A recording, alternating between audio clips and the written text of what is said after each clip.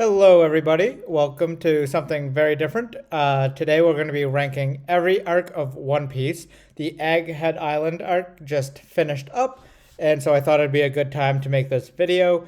I am a diehard One Piece fan. I have read every chapter of One Piece. I own all the volumes of One Piece. I've watched every episode of One Piece, including all of the filler and all of the movies. So to say I'm a big fan is kind of an understatement. But we can just jump right in. We have S, A, B, C, and D tier. And just to put it out there, One Piece D tier is most manga and anime's B tier. So keep that in mind. So we can just jump right in, starting with Romance Dawn. So this is where Luffy begins his journey. We meet Luffy, we meet Shanks. Luffy gets his first crewmate in Zoro. Quite a strong opening, in my opinion, so we'll put it in A tier. Next is Orange Town. This is where Luffy and Zoro meet Nami for the first time, and they find Buggy. The first time I watched it, I didn't like it as much. I might have rated it lower, but we'll slot it right into B tier. Buggy's a pretty good villain. There's a little bit of like twists and turns, and a dog somehow becomes your favorite character. Then Syrup Village, again, pretty good, but it can be a little slow. This is where we meet our next crew member, Usopp. Captain Kuro is definitely not as good of a villain as Buggy, in my opinion. But overall, still a good arc. You get to see a really good relationship between Captain Usopp and his crew, as well as him and Kaya have a really nice relationship. And then moving on to Brautier. Brautier is, I think, I'm going to put it in A tier. I don't think it's the first S tier yet. This is where we meet Sanji. And honestly, in my opinion, the best part of Brautier is when we get introduced to Mihawk, and we have Zoro's speech to Luffy about how he promises to become the strongest swordsman to help Luffy become king of the pirates. And between that and the whole scene with Luffy and Sanji, where Luffy just says, "You're going to be part of my crew," and he says no, and he says yes, back and forth. It's so Luffy. Moving on to Arlong Park, I think this is probably the first S tier arc. We finally officially get Nami as part of our crew. And beyond that, we have just really good character moments between Luffy and the rest of the crew. Even Usopp has a pretty big glow up moment there where he takes his first step to becoming a brave warrior of the sea fighting a fishman. Logtown is pretty underrated in my opinion. It's kind of just a in between arc, kind of transitioning from part one of the story into the Grand Line, basically the prologue. Some people put all of this into one arc, the East Blue arc, but no, each little part here is important. But yeah, Logtown, it's a little shorter and it's different. So I'm actually going to slot it right up into A there. And then, in my opinion, we take a huge jump down to Reverse Mountain. I'm not going to lie, it took me 3 times to get through One Piece, and the first time I stopped at Reverse Mountain, the second time I barely got past Reverse Mountain, and the third time I almost stopped there again. So honestly, if you can get past Reverse Mountain, you're probably good for the rest of the series. Whiskey Peak is it's another kind of a low point, honestly. Still, like it's kind of a bad transition into the Grand Line. I didn't like Whiskey Peak all that much. The fight between Zoro and Luffy is kind of weird, and I know anyone who feeds Luffy will take down every bad guy. But it's at that point, it's like he should have trusted Zoro more, in my opinion. But we go into Little Garden, which I'm actually gonna put right here. It's Not too bad. We meet the Giants. We meet Mister Three. We get a hint to Sanji being royalty. He calls himself Mr. Prince here. So a lot of good foreshadowing even till now, and it might even have more moving into the future. But it kind of drags a little bit. There's a fight that takes longer than I think it really should. And now this is kind of a controversial pick of mine, but Drum Island I'm putting up here in S tier. Uh, the scene with Chopper and Dr. Hero Look is just that entire story is S tier, and we get unbelievable lore drops here with Dr. Carrero, the old lady. She's like 140 or something, but she tells us Gold Roger was really Gold D Roger, and that's the first hint that the will of D is something important. And even to this day, I want to know why she's so old. She get people. She tells her people to ask, and no one asks. I really thought Nami would ask, but I'm sure that will come up again, as well as the cherry blossoms. Dr. Hero Look was cured of his disease by cherry blossoms. And jumping a little bit ahead, Wano, we see the release of hockey can be described as exploding cherry blossom trees. So there's something there that just was just such good storytelling. Even the first time through, second time through is when I really realized how good it was. And now thinking about it, it's even deeper. And that leads us into Alabasta. It's really just supposed to be an in between arc because Nami's sick and we just go to get some medicine. And Alabasta is a little messy at some points, but overall, it is the biggest arc so far, and Oda paid it off so well. All of the Straw Hats get their own fights. Usopp and Chopper fight together, and it's something that he doesn't do as much these days just because there's so many characters now where you can't focus as much on everyone. But going back, you really get to see that at this point, even as a new crew, they can hold their own and they can pull together. Jaya is the next arc. I'm going to put it in B. It's kind of a shorter one. We kind of just get set up for Skypiea. Most notably here, we get the speech from Blackbeard about how man's dreams never die. And that is still going to be coming through and become important into the future, where we now have the dreams of devil fruits versus the will of man in hockey. But otherwise, it's not a bad arc. It's not an amazing arc, but it's pretty good. Next is Skypiea. I really do want to put this in S, but I just don't quite feel right. So I'm going to slot it in A. And that was one of my favorite villains. And I don't really know if he's much as a villain or an antagonist, but he plays the part amazingly well. And it's really one of the last arcs in the story that are very much about just an adventure. We don't care about the world government. We don't care so much about the evil in the world or corruption. We're just going on our adventure, and maybe one day we'll find the One Piece. Long Ring, Long Land. Another bad arc.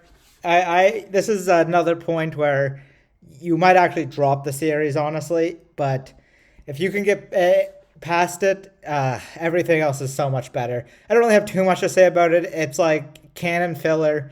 Foxy is kind of funny, I guess. But it could have been a little shorter, in my opinion. But it's not bad, honestly. Like I said, D tier arcs are still most mangas B tier. And then so Water 7 and NS Lobby and post NS Lobby are all S tier. Water 7 has the biggest betrayal, I think, in One Piece. It has what are they? The shipwrights, and you have CP0 who are disguised as the shipwrights, and that leads right into NS Lobby where they kidnap Robin and we have to save her, and we get the I Want to Live scene. You get the Usopp taking down the world flag, the world government's flag, and you get the introduction of Gears. Post on this hobby is pretty underrated, but here you find out about the Yonko, and you find out about Dragon, the worst criminal in the world, being Luffy's dad, which is just crazy. Pretty underrated, pretty short and sweet, but you gotta love that sometimes because it doesn't happen very often in One Piece. Next up, Thriller Bark. I don't think Thriller Bark is as bad as everybody says. Definitely not worth dropping the series, but I will put it in C. It's kind of like the same as Little Garden. It has some good moments, but it could have just been a little shorter overall. Sub-Odity? I would have actually put it in A. I thought B, but no, it's definitely an A tier. You meet all of the worst generation, which is definitely super cool. You what else? So we meet Kizaru. It really starts off like the tipping point. Luffy loses his crew here, and it goes right into the next 4 arcs, which are Amazon Lily, which I'll also put in. Actually, I will put in B. It's pretty cool. You get you get a lot of fan service, which is something, but yeah, not too much to say there. You learn a little bit about hockey. Impel Down, easily S tier. Marineford, easily S tier. I don't. You can't say anything about Impel Down without spoiling it, so I won't. But Marineford is probably the one of the biggest, best wars in anime, and it's the halfway point. It's not. It's the halfway point of the series, and it's literally peak. Post-war to me, D tier. I almost dropped it. I didn't like the flashback. I didn't like that Luffy had a third brother. Ace's death was so emotional, and to find out he has another brother just feels like a cop out. Return to Sabaody, pretty good. Not much to be said here. You get to see this crew, and they are all really badass at this point. They're taking out the pacifistas like nothing, which just I guess like 4 arcs ago at Sabaody, they couldn't. So it's a short arc, but it's short, sweet, pretty good introduction to the second half of the, I guess I'll say manga. Going into Fishman Island again. So C tier is my arcs that are not terrible if they were 20 chapters shorter. Like, as soon as Zoro took out Horty Jones underwater, we should all have checked out. At that point, there's not much tension. Punk Hazard, also, I kind of want to put it in D tier. I really didn't like Punk Hazard. Caesar Clown was not a good antagonist. He was so boring, honestly. Being in the New World was kind of cool. You get some good lore drops, but honestly, just compared to the rest, it definitely deserves to be in D. Dressrosa has to go into a arguably S, but I don't want to oversaturate S.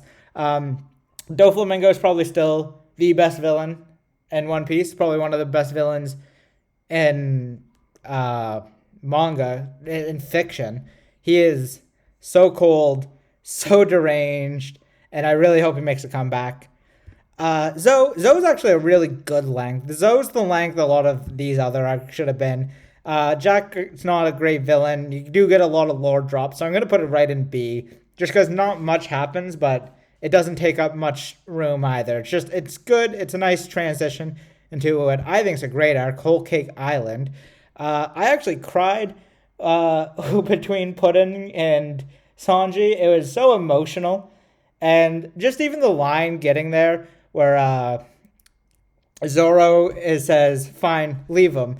And Luffy says, you're going to miss him too, or something like that. Or so it's just like, I don't know, little things. You learn so much about Sanji, and it's like one of the last scenes, like with Judge, Sanji's father, being like, why do you like this guy? He's kind and a bunch of like what would be typically like negative masculine traits. And Luffy's like, why did he just say all the things that make you great? Like you're loving and kind and selfless. It's like that's why you're gonna be. That's why you're on my crew.